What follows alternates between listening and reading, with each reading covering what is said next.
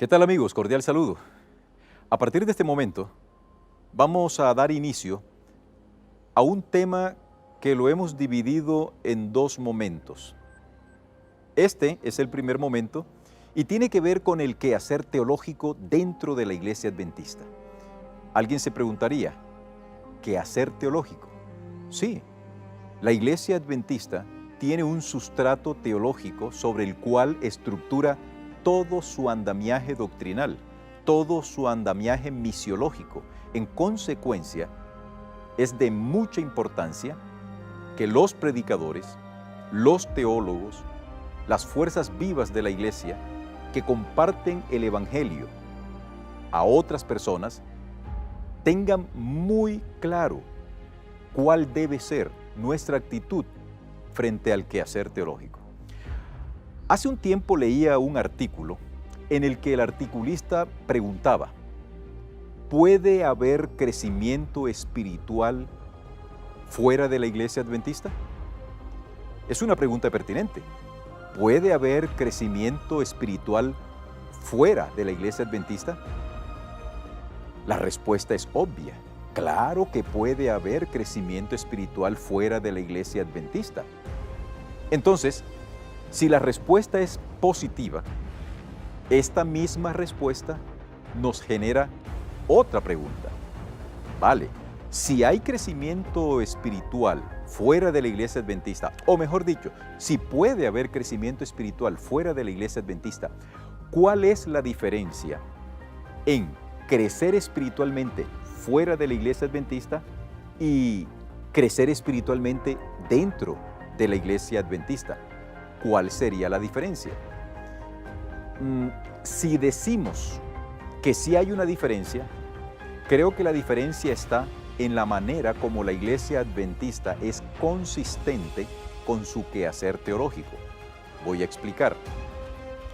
La Iglesia Adventista es una iglesia que los medios masivos de comunicación la inscriben bajo la tolda de iglesias protestantes. ¿Por qué nos identifican como protestantes? Porque no pertenecemos al catolicismo romano. Pero técnicamente hablando, la Iglesia Adventista no se considera protestante, por las razones que más adelante vamos a presentar.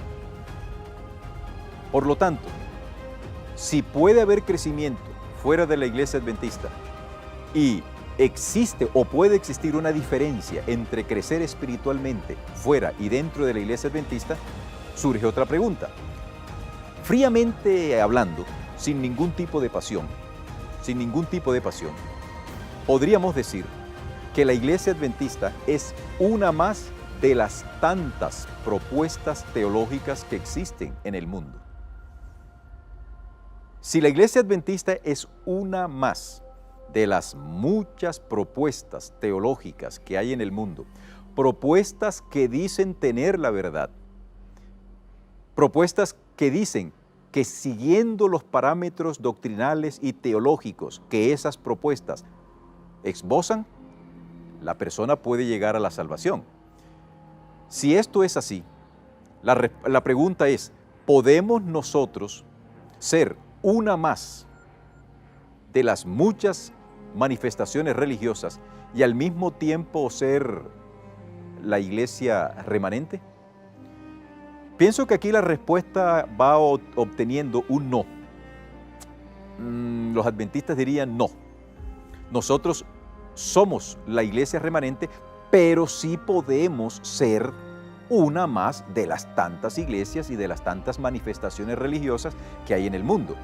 Entonces, ¿por qué tú estás dentro de la Iglesia Adventista y no estás creciendo espiritualmente fuera de la Iglesia Adventista? Volvemos al punto que dejamos sin concluir. Es por la consistencia teológica que tiene la Iglesia Adventista en su quehacer teológico. Explico esto. Cuando la Reforma Protestante surgió, se estableció sobre tres grandes pilares, a saber, tota scriptura, prima scriptura, sola scriptura. Expliquemos. Toda escritura significa toda la Biblia. La Iglesia Adventista considera de que la Biblia es la única fuente normativa de fe y práctica. El segundo punto es prima scriptura, es decir, primero la Biblia. Eso es lo que la Iglesia considera, primero la Biblia. Y en tercer lugar, sola scriptura, es decir, solo la Biblia. La Iglesia considera de que la Biblia es suficiente para ilustrar el camino de la salvación de cualquier persona. Ahora bien, ¿es la Iglesia Adventista la única que acepta la Biblia o parte de la Biblia dentro de las religiones que aceptan la Biblia como su libro de norma de fe y práctica? No. Vamos a referirnos a tres grupos que comparten la Biblia como libro normativo. Primero, hablemos del judaísmo. El judaísmo ortodoxo maneja la Tanakh, el acrónimo de T, Torah, N, Neviim y K, Ketuvim, que en resumen se está refiriendo a todo el Antiguo Testamento. El judaísmo ortodoxo no acepta el Nuevo Testamento por razones obvias. Ellos no han aceptado a Jesús como el Mesías que estaba profetizado en los oráculos veterotestamentarios. Por lo tanto, si el judaísmo ortodoxo de la Biblia que nosotros tenemos solo acepta la porción del Antiguo Testamento, ¿es lo mismo crecer espiritualmente dentro del judaísmo que dentro de la Iglesia Adventista? Segundo grupo, el catolicismo romano. Por demás está que dentro de la teología católica romana, la tradición es el principal pilar de la interpretación teológica del catolicismo romano. Cuando hablamos de tradición nos estamos refiriendo a aquello que no está contenido en los escritos, en los escritos bíblicos, que no forma parte del canon bíblico. Esa tradición es tan fuerte que cuando un teólogo católico encuentra una confrontación entre lo que la Iglesia católica tradicionalmente ha creído y lo que las Sagradas Escrituras presentan de manera clara, el teólogo católico tiende, sino que decide, hacerle caso a la tradición en desmedro de las Sagradas Escrituras. Entonces, dentro del catolicismo romano vamos a tener tres pilares, a saber, la tradición, el magisterio de la Iglesia y las Sagradas Escrituras. Pero, como ya nos hemos dado cuenta, ellos le van a dar más importancia a la tradición que a la Biblia. Por lo tanto, se formula la pregunta, ¿es lo mismo crecer espiritualmente en una iglesia que le da más importancia a la tradición que a las mismas Sagradas Escrituras? Usted como oyente puede ir sacando conclusiones.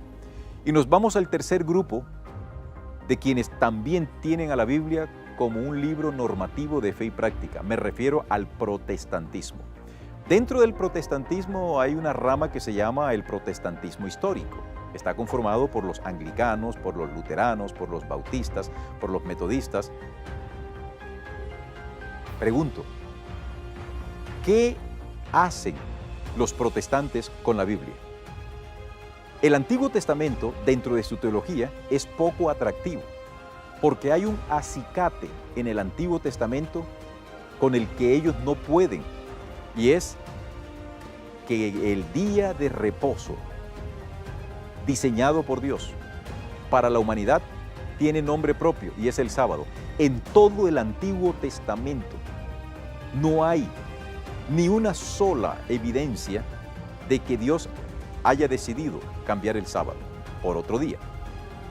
Pero tienen que hacer malabares teológicos cuando en el Nuevo Testamento hacen unas exégesis bastante atrevidas con el único propósito de decir que el sábado fue cambiado por Jesucristo. Entonces, Fríamente hablando, el protestantismo histórico, aunque son muy estudiosos de las Sagradas Escrituras y aunque hay personas de vitalidad espiritual sorprendente, la teología protestante histórica se inclina más por el Nuevo Testamento que por el Antiguo Testamento. Entonces te pregunto, ¿es lo mismo crecer espiritualmente dentro del protestantismo sabiendo que tienen más inclinación hacia uno de los testamentos? Vamos con el cuarto grupo, la Iglesia Adventista. En su quehacer teológico, la Iglesia acepta los dos testamentos que conforman la Biblia como una sola unidad temática. El Nuevo Testamento no tendría sentido sin el Antiguo Testamento. Y el Antiguo Testamento no podría interpretarse sin las profecías del Nuevo Testamento. Por lo tanto, la pregunta de ¿es lo mismo crecer espiritualmente dentro de la Iglesia Adventista que fuera de la Iglesia Adventista?